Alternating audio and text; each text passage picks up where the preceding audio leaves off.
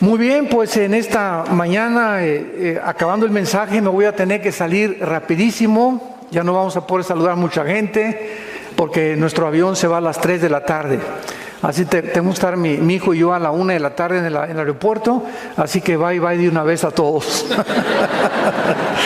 Nos vemos muy pronto. Estamos seguros que van a continuar, ¿verdad?, fortaleciendo esta iglesia, donde nos hemos esmerado hace 40 años en predicar la sana doctrina de la palabra de Dios. Los que traigan su Biblia, les pido que la abran en el Evangelio de Mateo capítulo 16. Mateo 16. Los que no traigan su Biblia, siéntense con un cristiano. Mateo 16, versículos 13 al 17. Y nuestro tema es acerca de investigar bíblicamente si realmente Jesús fue un simple maestro de moral, un gran revolucionario, uno de los iluminados que ha habido en las diferentes épocas de la historia, o si Jesús realmente fue Dios en la carne. El Hijo de Dios que bajó del mundo y tomó un cuerpo como el tuyo y como el mío para poder en la cruz pagar por nuestros pecados. Hace 2000 años Jesucristo tenía una pregunta muy importante que hacerles a sus discípulos. Y dice Mateo 16, versículo 13, que viniendo Jesús a la región de Cesarea de Filipo, preguntó a sus discípulos diciendo: ¿quién dicen los hombres que es el Hijo del Hombre? Ellos dijeron: unos Juan el Bautista, otros Elías, otros Jeremías o alguno de los profetas. Y él les dijo: ¿y vosotros quién decís que soy yo? Respondiendo Simón Pedro dijo: tú eres el Cristo, el Hijo del Dios viviente. Entonces le respondió Jesús: bienaventurado eres, Simón, hijo de Jonás, porque no te lo reveló carne ni sangre, sino mi Padre que está en los cielos. En aquel tiempo, esta pregunta acerca de la identidad de Jesús era la misma pregunta que en el siglo XXI la gente continúa haciéndose. Si tú vas a la escuela, a la universidad, con tus amigos, pues Jesús, ¿verdad?, está en una cruz colgado, fotos de Jesús por todos lados, celebramos la Navidad. Y la gente continúa creyendo lo mismo. Yo lo hacía precisamente también porque antes de ser cristiano, yo pertenecí a la ideología marxista-leninista. Y cuando me preguntaban acerca de Jesús, cuando mi hermano comenzó a hablarme de Jesús, yo le dije que era descendiente del Che Guevara. Imagínense nada más, ¿no? Fue un gran revolucionario, vino a tratar de establecer la libertad. Y además les decía yo al grupo de personas que me seguían que había sido el primer comunista, porque en el libro de los Hechos dice la Biblia que todos repartían según su necesidad, y que eso es el comunismo, repartirnos todo y que nadie sea pobre. Yo estaba grandemente equivocado, porque la diferencia entre el cristianismo y el comunismo es que nosotros lo hacemos voluntariamente y el comunismo lo hace a fuerza. O sea, te obliga a expropiar y te obliga a donar lo que tú tienes, que es la propiedad privada y que es uno de los bienes más sagrados que Dios nos ha dado en la Biblia. Muy bien, una de las cosas más maravillosas, vamos al Evangelio de Lucas capítulo 1, para comenzar, es que Jesucristo nace en este mundo. Señores médicos que nos acompañan en esta mañana, principalmente a los que les interesa la genética, esto es completamente asombroso.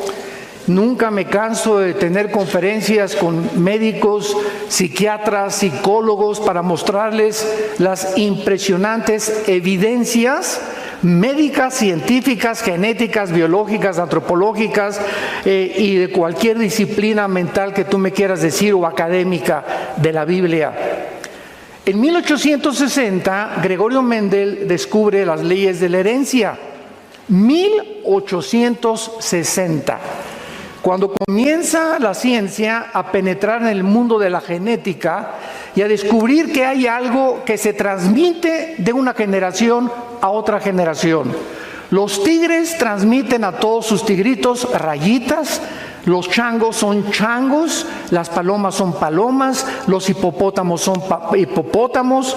Si siembras una semilla de uva, no crece naranja ni crece chabacano, crece uva, porque todas las semillas y todo lo que existe tiene lo que se descubrió un siglo después de Gregorio Mendel, hasta 1954.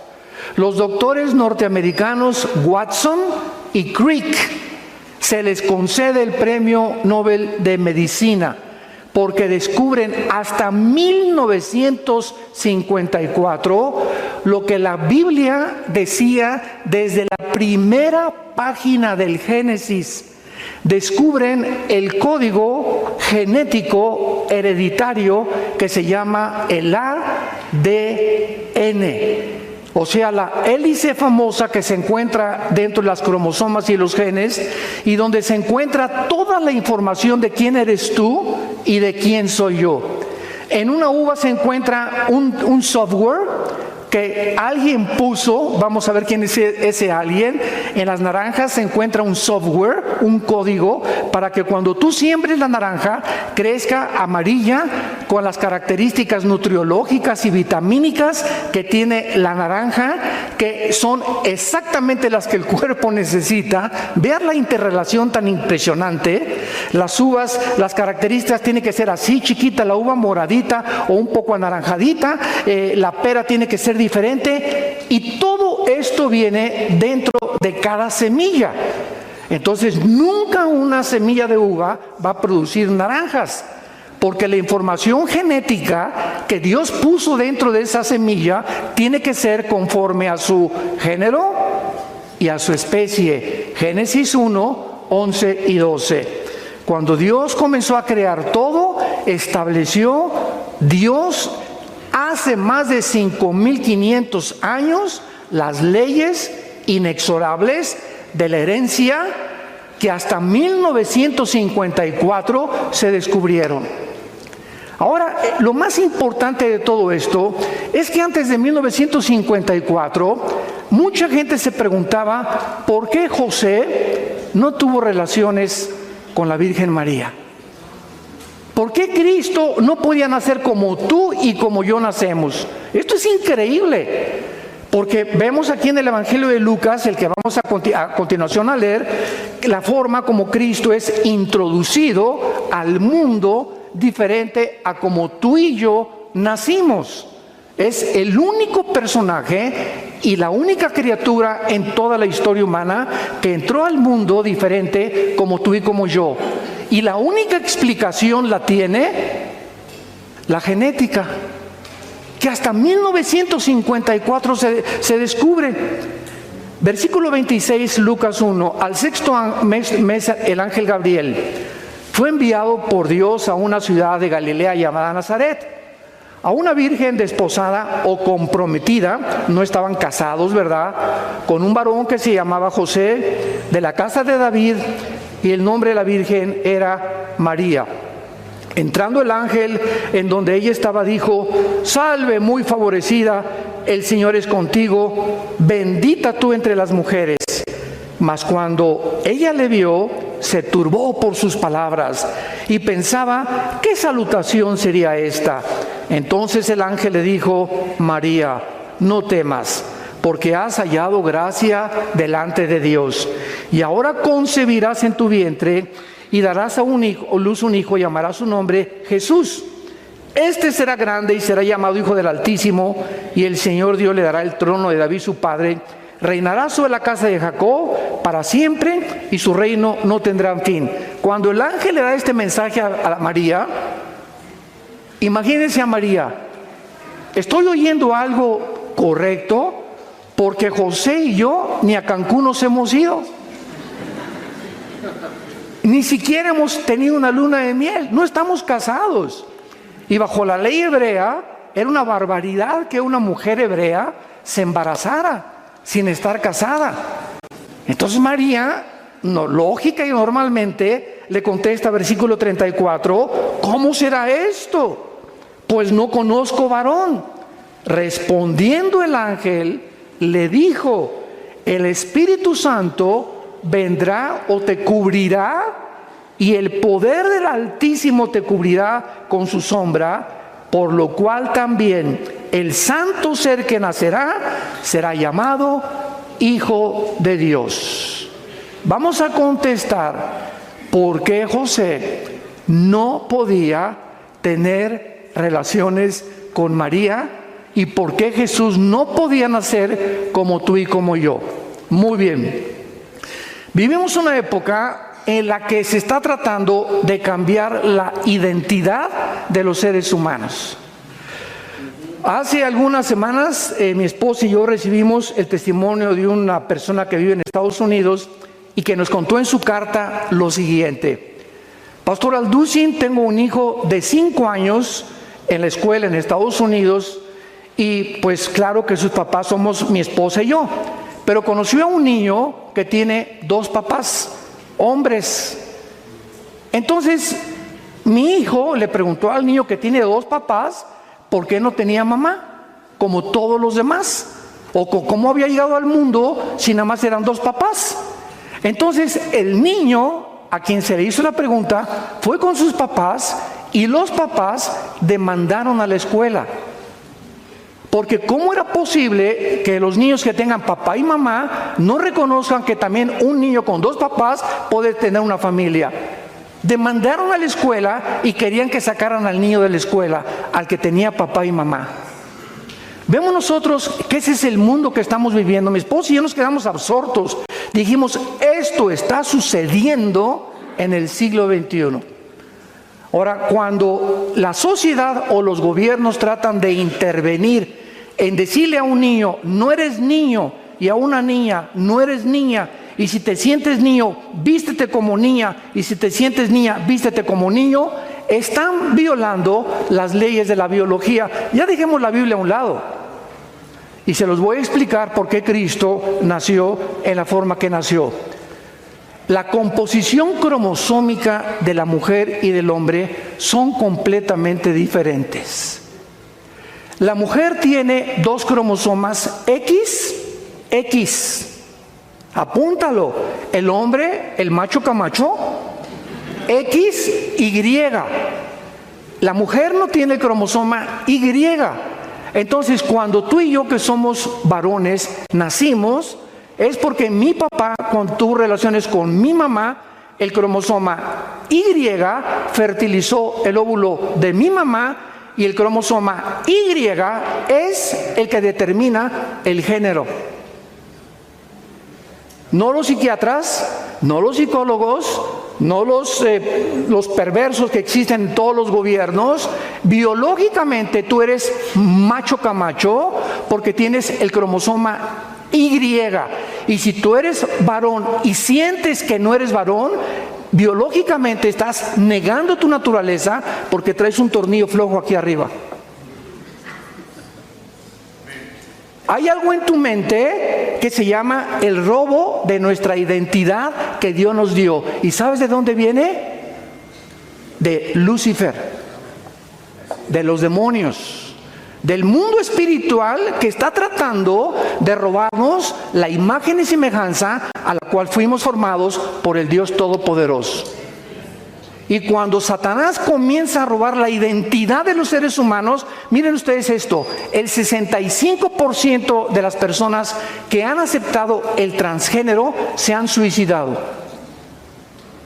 El 65% de las personas que han tratado de cambiarse el sexo o negar su identidad biológica acaban suicidándose. ¿Por qué? Porque pasa un fenómeno impresionante en su naturaleza en el que tienen que luchar durante toda su vida en aceptar algo que no lo son. Y si tú tienes el cromosoma Y, eres macho, camacho. Y negar tu nacimiento biológico es decirle a Dios, ¿por qué me hiciste así? Me hubieras hecho mejor mujer. Muy bien. Cuando nosotros venimos a la Biblia Dios creó a Adán y Eva con espíritu, alma y cuerpo. En otras palabras, somos espíritu, tenemos un alma y vivimos dentro de un cuerpo. El espíritu es la parte a través de la cual nosotros conocemos a Dios, porque Dios es espíritu. Entonces, a través del espíritu lo conocemos, lo adoramos y lo servimos.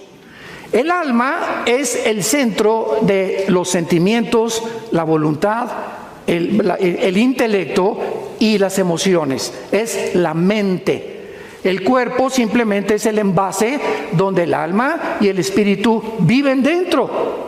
Por eso el cuerpo, ¿verdad? Vamos a morir, te creman o te cabes en la panza un tiburón.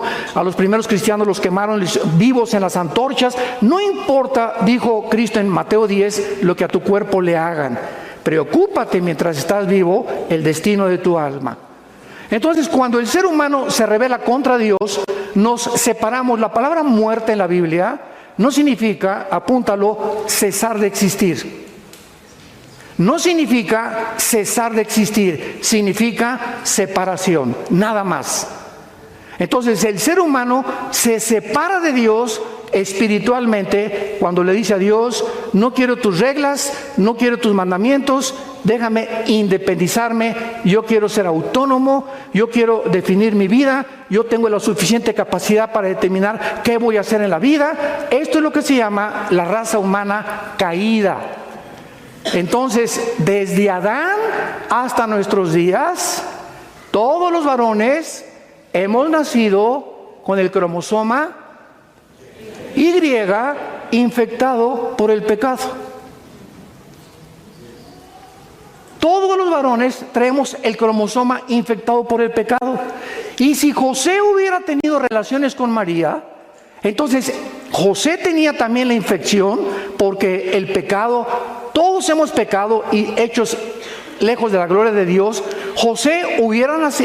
Cristo hubiera nacido en pecado, porque es el cromosoma Y donde viene el pecado y la transmisión genética para que nosotros heredemos algo. Y así como tú puedes heredar físicamente, mira, tienes el celular de tu mamá y tienes los ojos de tu tía y las orejas de papalote de tu abuelo.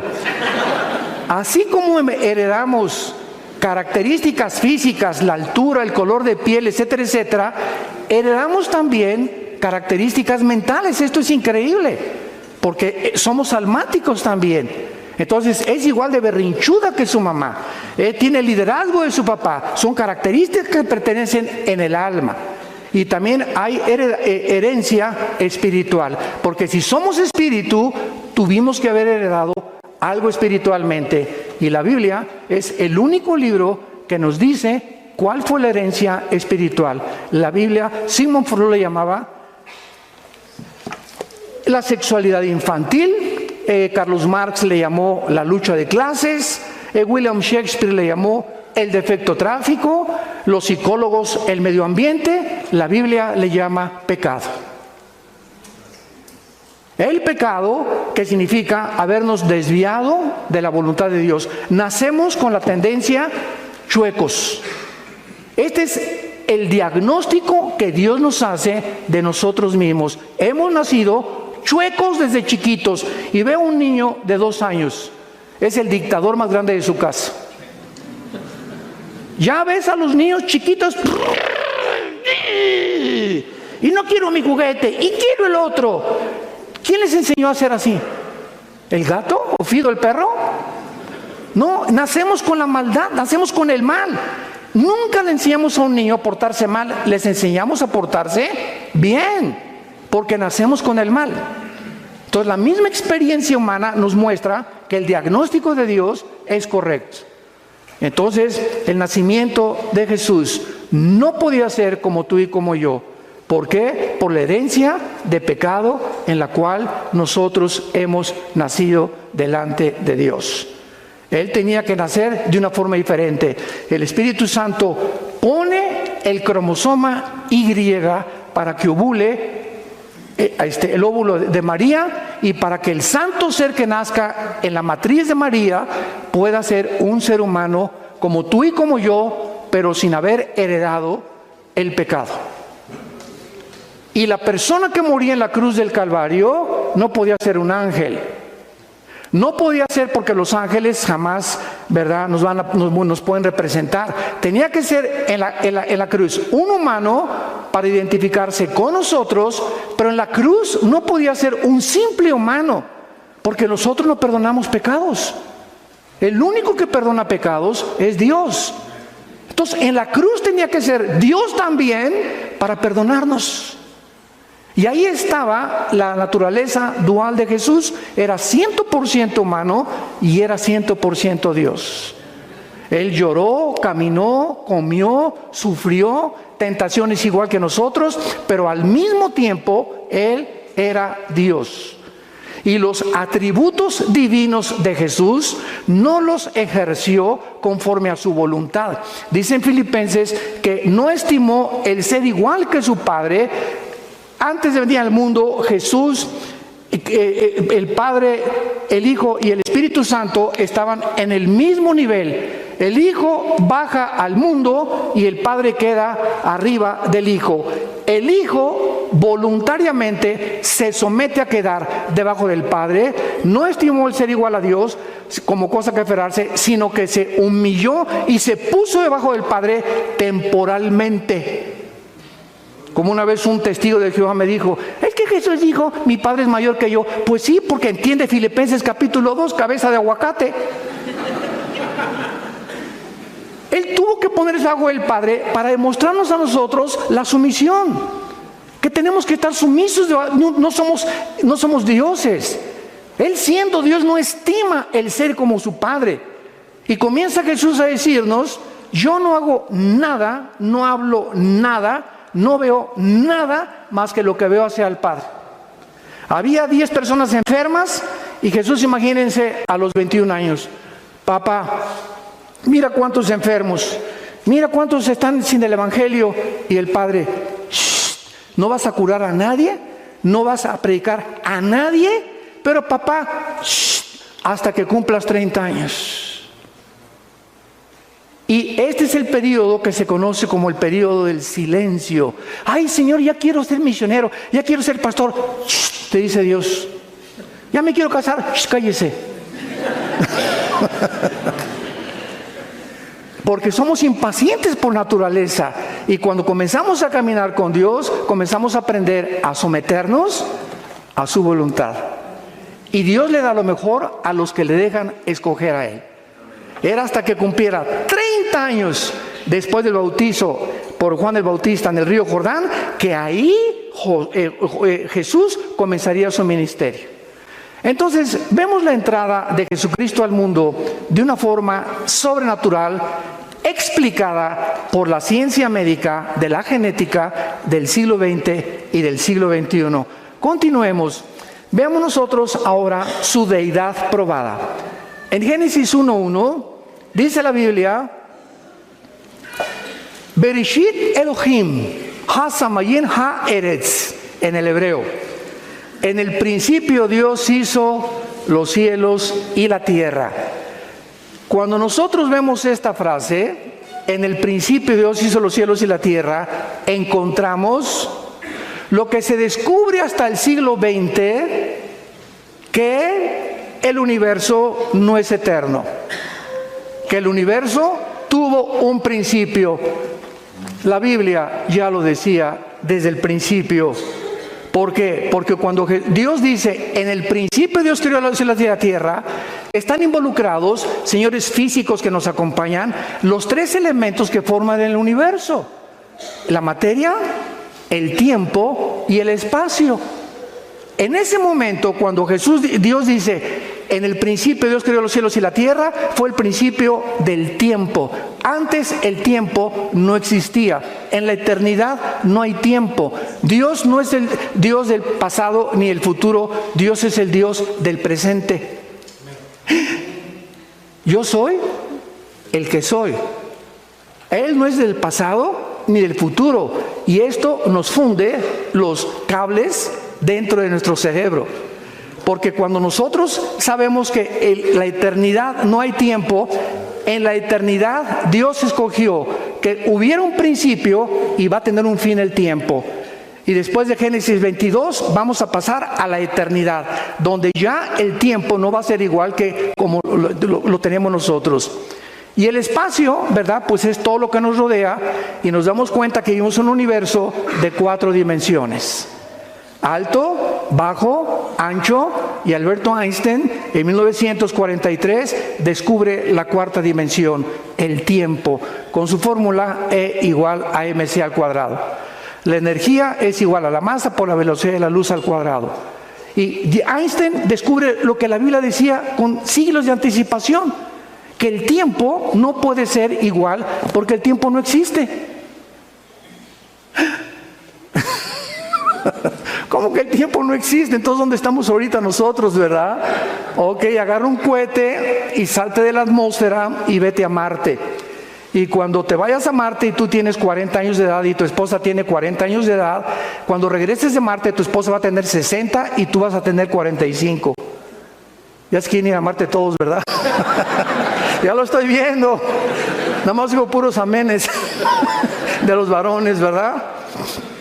¿Por qué? Porque el tiempo no existe en el espacio como sucede aquí. Si te vas a Júpiter, mientras más lejos del Sol, con menos velocidad transcurre el tiempo.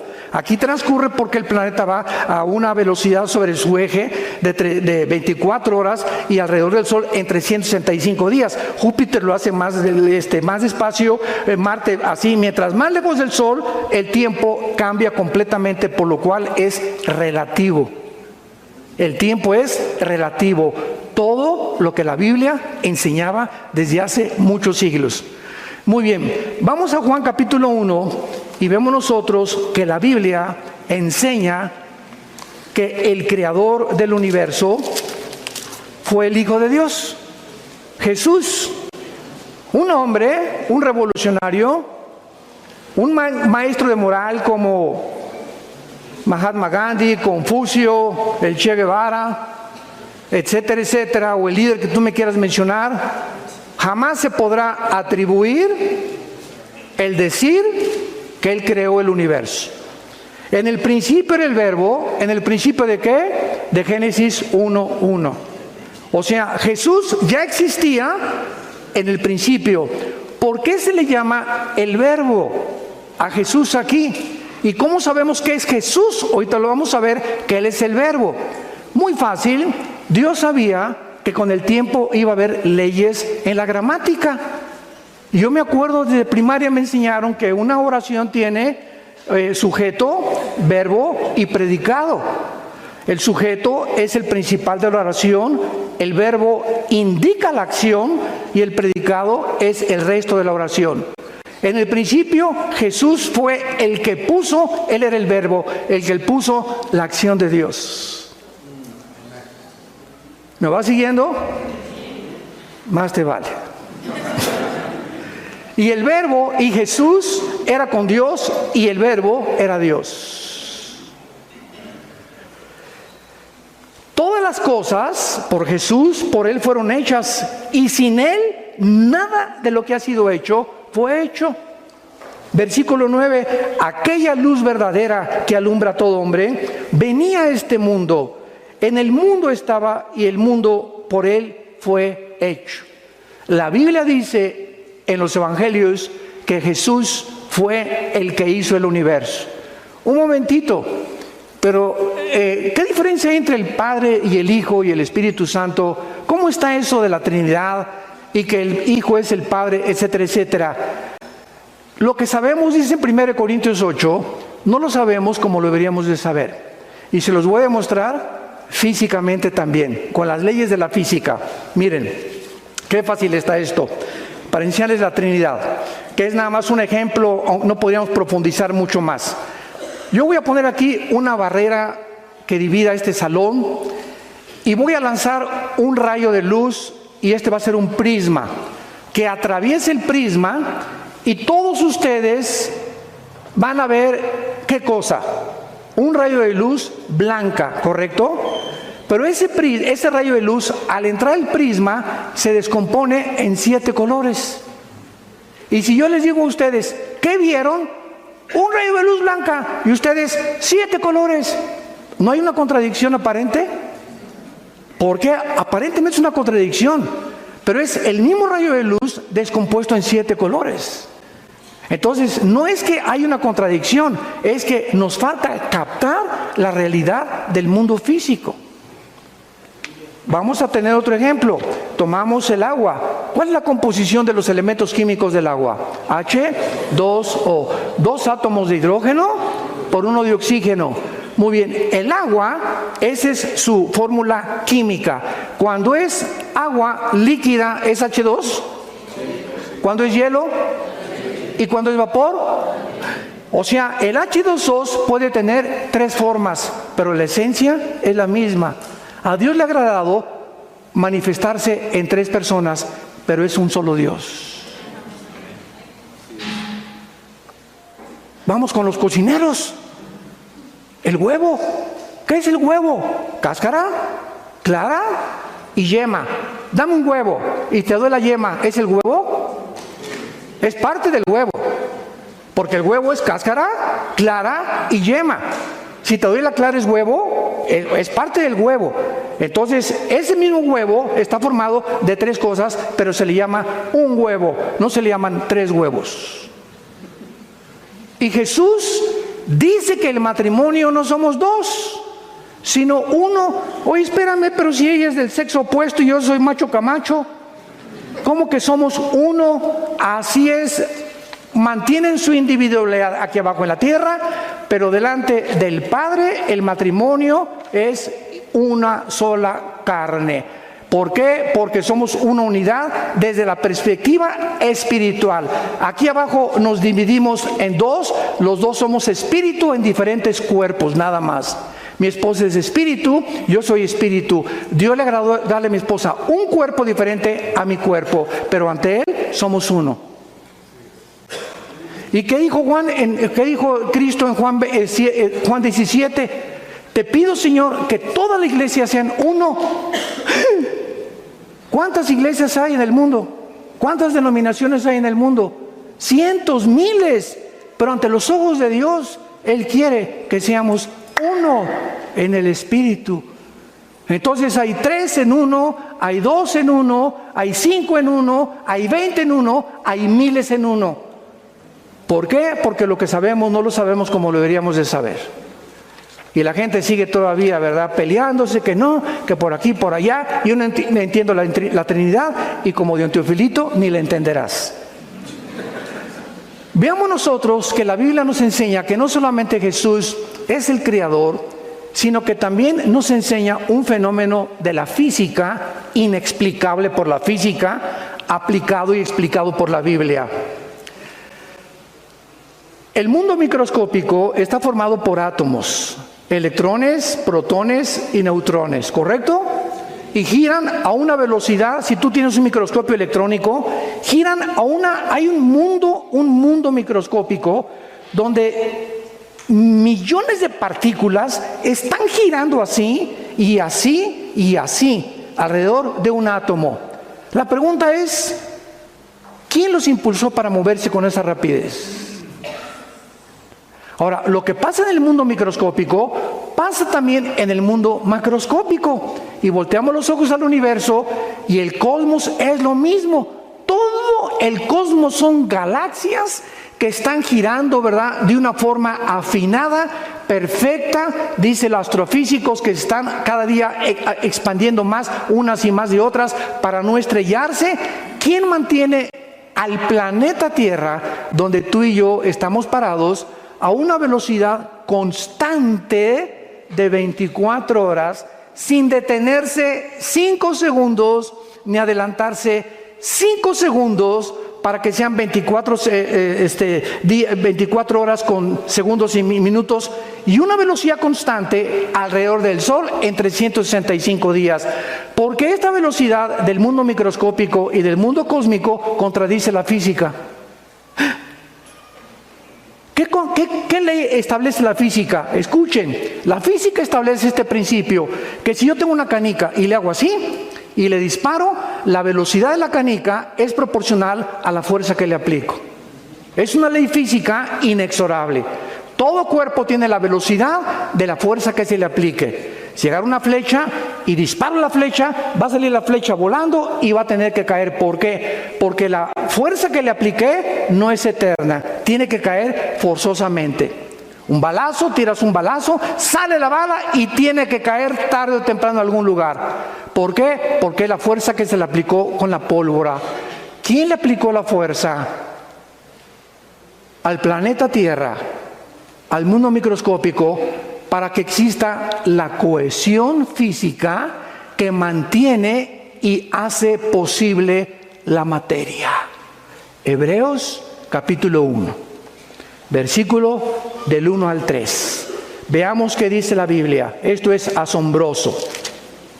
Dios, habiendo hablado muchas veces y de muchas maneras en otro tiempo por los profetas, en estos postreros días nos ha hablado por el Hijo, a quien constituyó heredero de todo y por quien asimismo hizo el universo, el cual, hablando de Jesús, siendo el resplandor de su gloria y la imagen misma de su sustancia, y subraya lo que sigue, y quien sostiene, se tradujo en muchas Biblias, sustenta todas las cosas. ¿Con qué?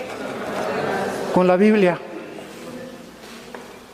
Con la palabra de Dios, Jesús mantiene la materia, la cohesión del mundo microscópico, la cohesión del mundo macroscópico.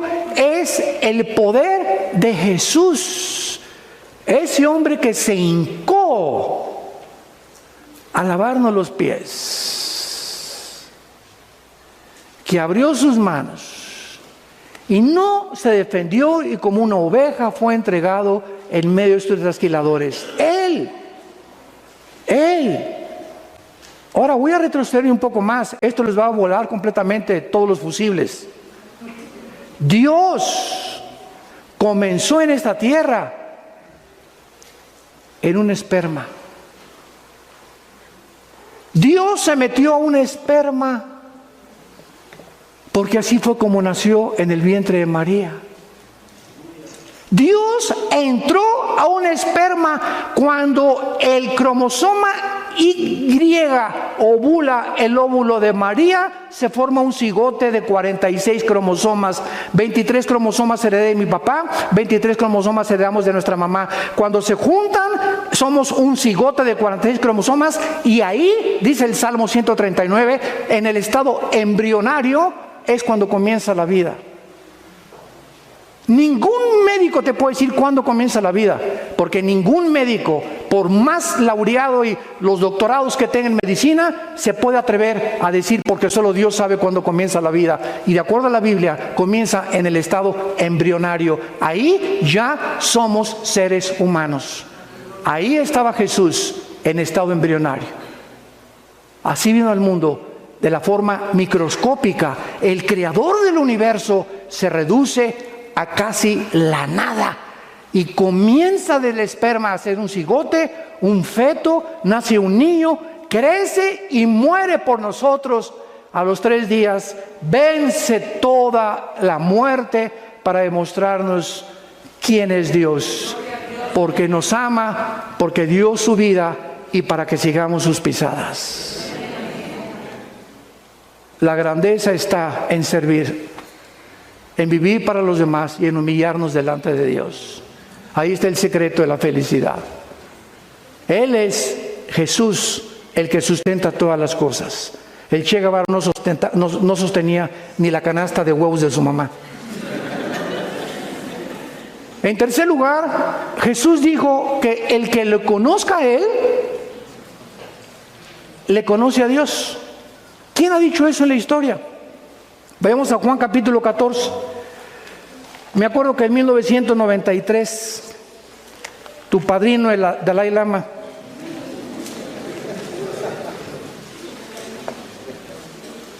dijo al Papa Juan Pablo II que él era Dios. Así se lo dijo. Y me acuerdo que yo, ni tarde ni perezoso, le mandé un correo a la embajada china para decirle: por favor, ¿nos puede decir cuándo va usted a resucitar? Cuando yo vine a la Biblia y mi hermano Alejandro me guió a Cristo, Le vuelvo a repetir, yo soy un adicto a la lectura desde los 12 años. Siempre me ha gustado, me encanta. Yo no puedo estar sin leer.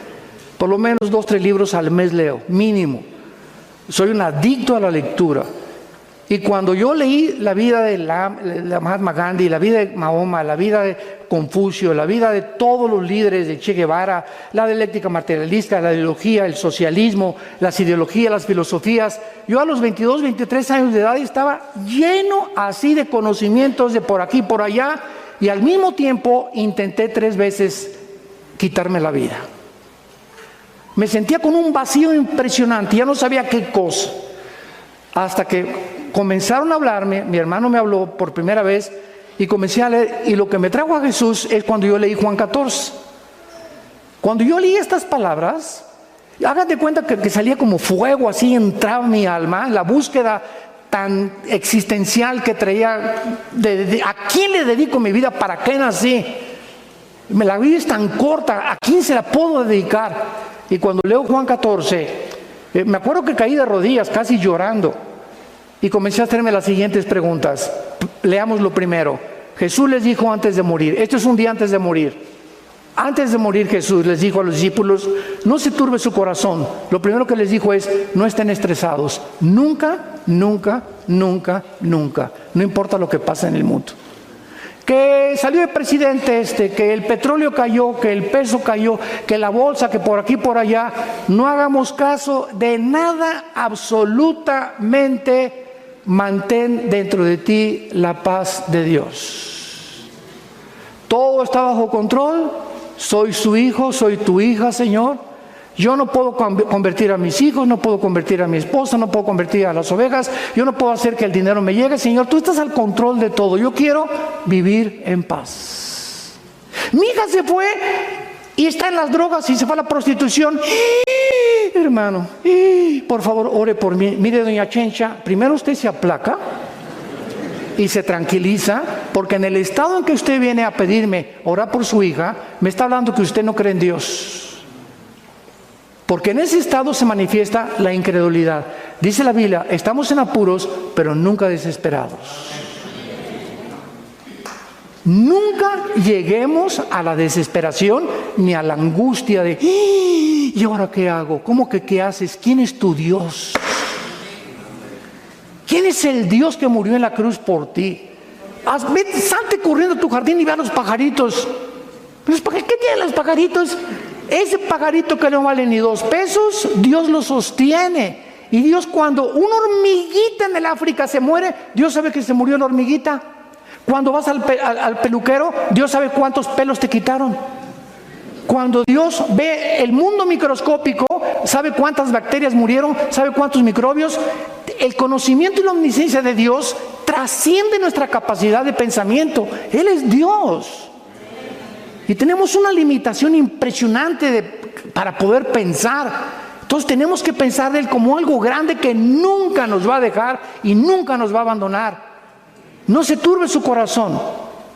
Si ustedes creen en Dios, crean también en mí. Jesús dice, el que cree en Dios, cree en mí, porque yo soy Dios. En la casa de mi Padre muchas moradas hay, y si no fuera así, yo os lo hubiera dicho. Voy a preparar lugar para ustedes. Dios nos está esperando en el cielo. Ya viene por nosotros pronto. Todo esto ya, Querétaro se va a acabar ya.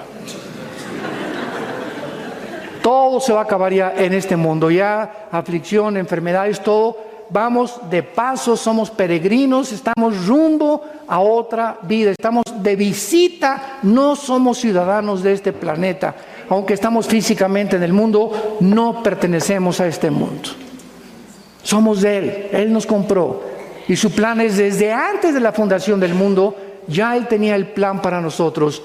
Y siempre para los cristianos, el futuro es lo mejor. Lo que viene es lo mejor para tu vida y para mi vida. Y mantén esta confirmación y esta seguridad. Sí, si quieres aplaudir, no estás seco como un higo, apláudelo, ¿verdad? Ahora vean.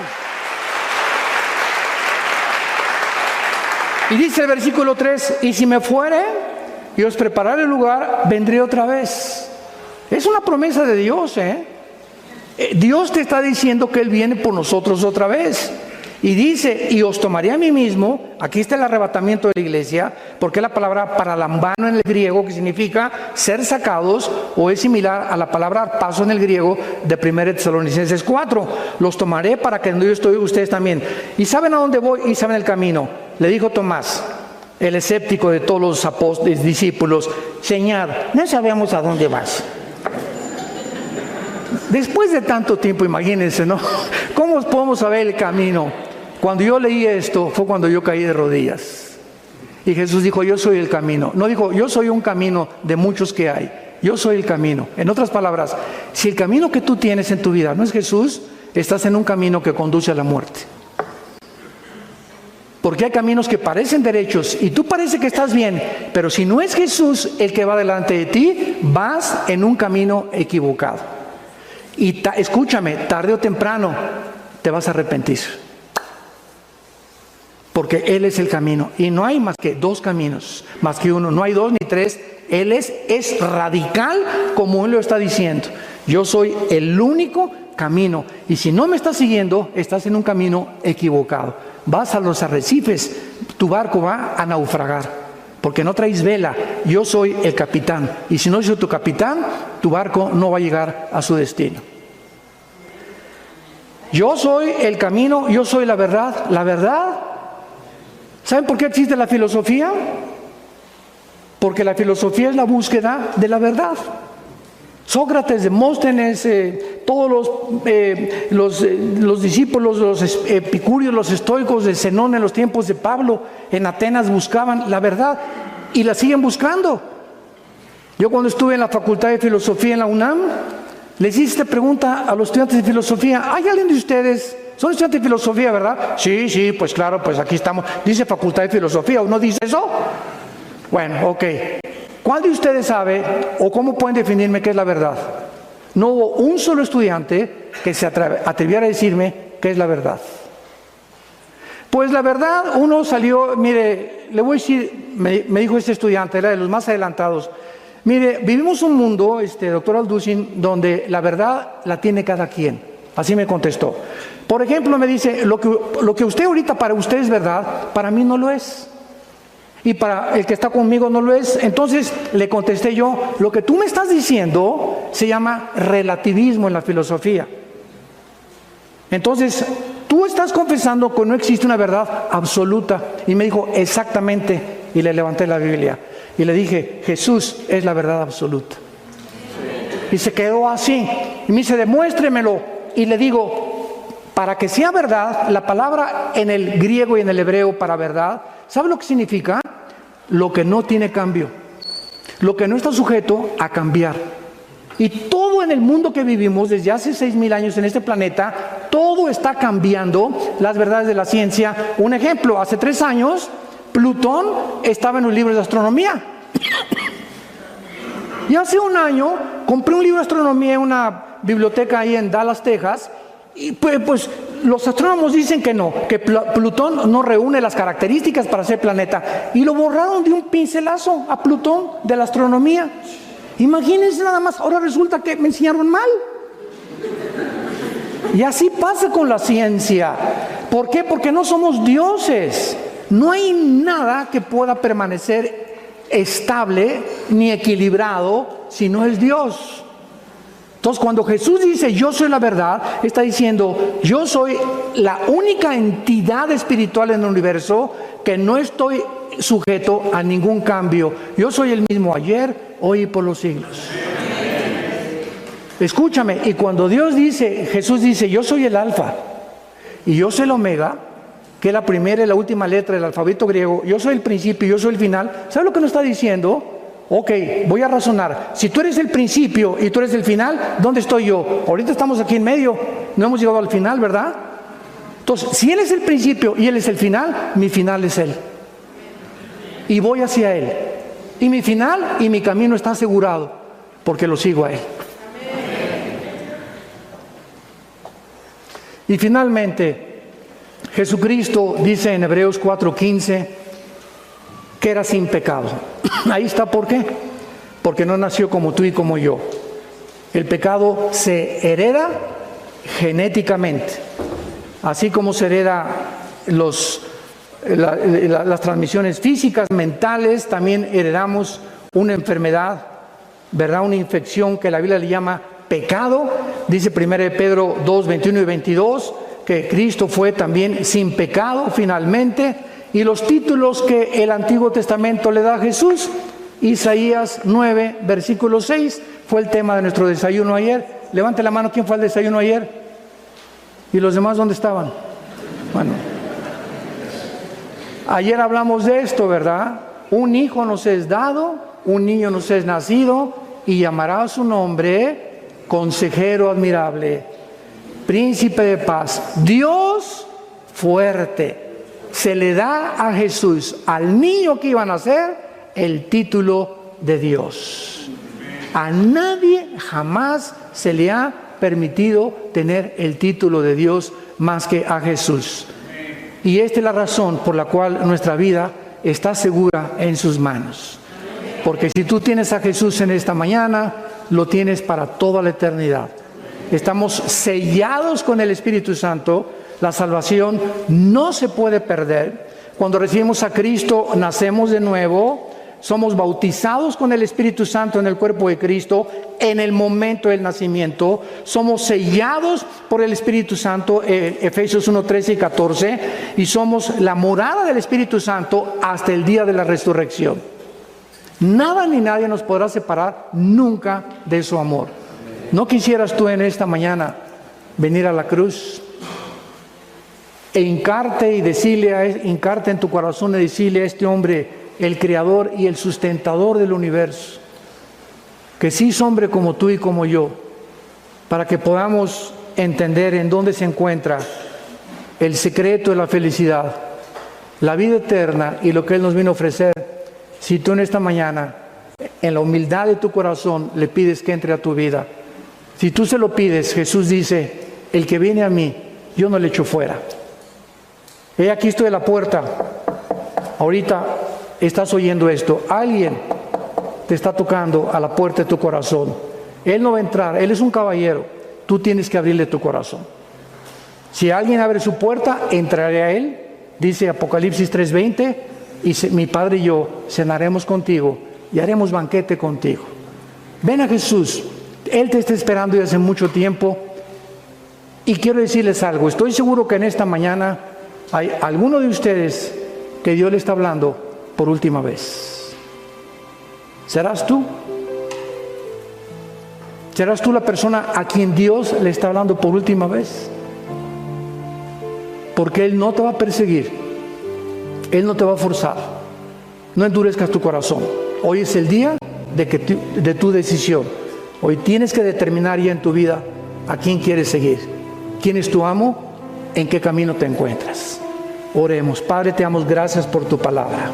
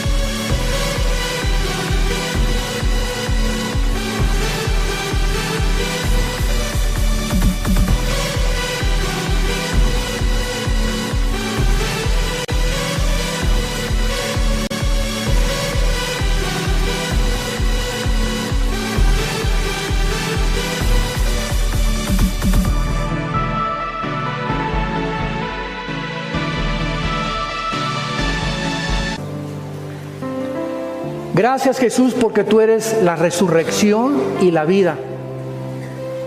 Y fue tu resurrección de entre los muertos lo que ha hecho la base del cristianismo.